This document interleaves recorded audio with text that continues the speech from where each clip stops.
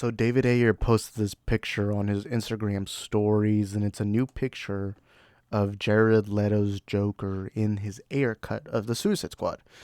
Now, this alone, we've seen David Ayer does post occasionally pictures of the Suicide Squad, especially with Jared Leto as Joker.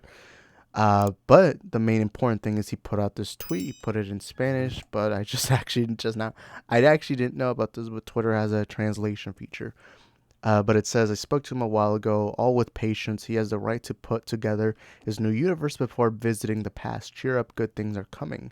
And this actually got a lot of people wondering, is the Ayer cut being released? And I've said this before, and I'll keep saying this again. I think releasing the Ayer cut has far more benefits than not releasing it. And the reason why, I think right now is the perfect time. We're not going to get a Suicide Squad movie for a while. Uh, you can put something new up on HBO Max, and it'll be kind of a nice way to please Snyder fans, while at the same time, uh, it's like having new content while also pleasing a certain part of the fan base. And again, you don't really have to do all that much since the movie is finished.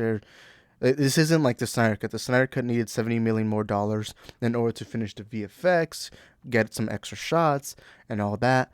And it's not as like restoring the Snyderverse where you have to make two completely new movies out of thin air. No, this is a movie that has been done for a long time, has been well established, and I just don't see any downs. I mean, at most the downside could be people get mad that you don't continue with Ayer, realistically. But I see it as a win-win as a whole, which is interesting. Look, I want to see the Ayer Cup.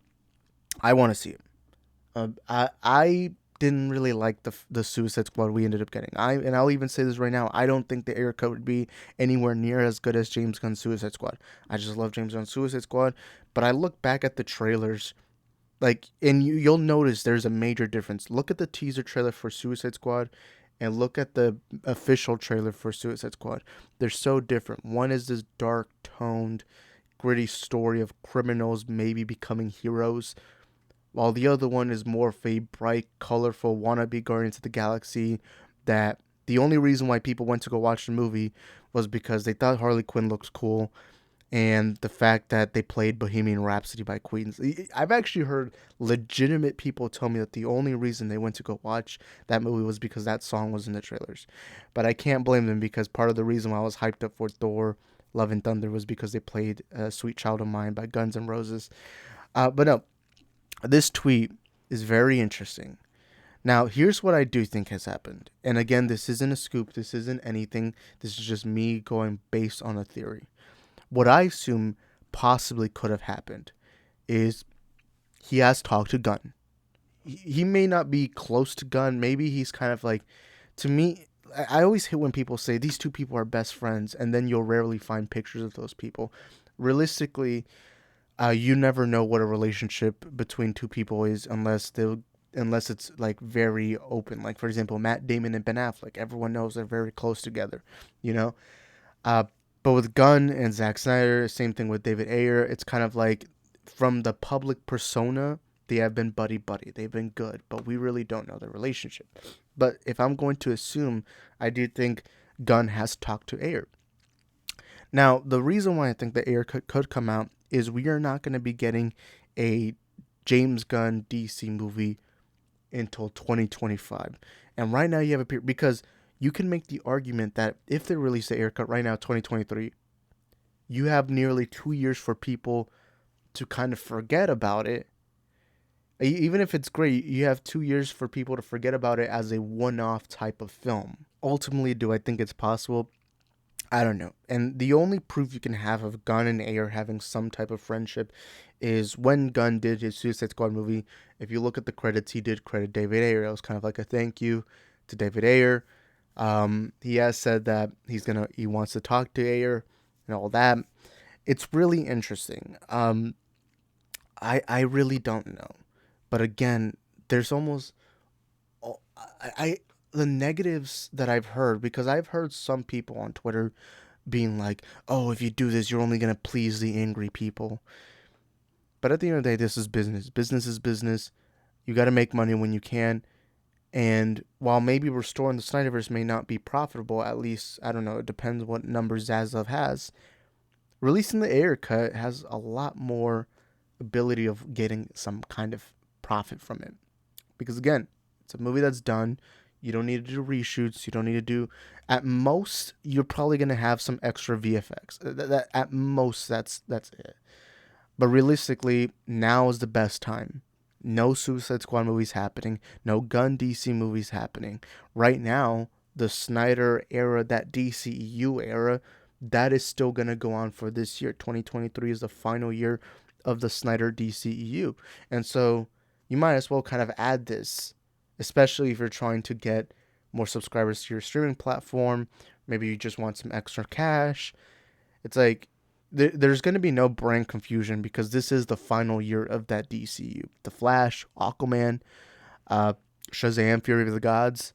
I just don't see any downside to it. The only people I've seen say there's any negativity towards it are the people who are online who always like to shit on Zack Snyder and all that. But realistically, now my thoughts on the picture, I really don't have any thoughts. I've always had this unpopular opinion. I've liked Jared Leto as Joker. I think he's a solid Joker. I just feel like he's never been given enough time to solidify himself as Joker. But even from the little bit we've gone, I think he's cool. There's a few negatives I have. I don't like the damage tattoo. I think the damage tattoo is too much. And I'll straight up say this: if David Ayer asked me for my opinion, I'd say the tattoos are a little too much. I like the hair. I like the pale skin and all that, but I think the tattoos are a little too much. But for the most part, the tattoos really don't bother me. I think the haha ones make sense. The damaged one I just think is too much. Like I think the damaged one was over detail. You're oversimplifying it. Kind of like Reed Richards' suit in Doctor Strange Multiverse of Madness. I don't know why I was about to say Fantastic Four. I think that suit was a little over designed. There's too many black patches, and I feel like sometimes simple is better, right? But I don't know. We're just gonna have to wait and see. This picture alone is very interesting. Again, I really don't see any negative. Like I don't see any reason why not to release it. And you know what? I'll even say this right now. You probably don't even have to market this movie. You don't have to. Maybe at most you'll have to put up a couple of ads on YouTube or television. But for the most part, I don't think you really have to. You already have a big basis of fans that do want to see it. It's already done. Like with the Snyder, I can get promoting the Snyder Cut because that you did spend $70 million to do the VFX and everything. But with the Ayer Cut, it's simple. It's done, right? I don't know. If I'm at Warner Bros., I just release it now. Right now is the best time period. Actually, so we're getting Shazam this month, Flash in July, somewhere in between there, like maybe like April, or maybe even May, somewhere between those 2 months. I think that's a perfect slip. You have a nice time period where for 2 months you're not gonna get any other DC movies. You don't have to do a theatrical release. You can just do it streaming. It's like I just don't see any downside. I feel like that's the best time period realistically. Or maybe if you want to push it a little later, maybe like a month or so before Aquaman. I don't remember when Blue Beetle comes out, but if there's a good time slot there, I think it'd be perfect. Anyways, that's just my thoughts. You guys let me know in the comment section down below. What do you think? Do you agree, disagree? Whatever it is, let us know in the comment section down below. See y'all in the next one. Ciao. Where do you go to? Where do you go? Where do you go to?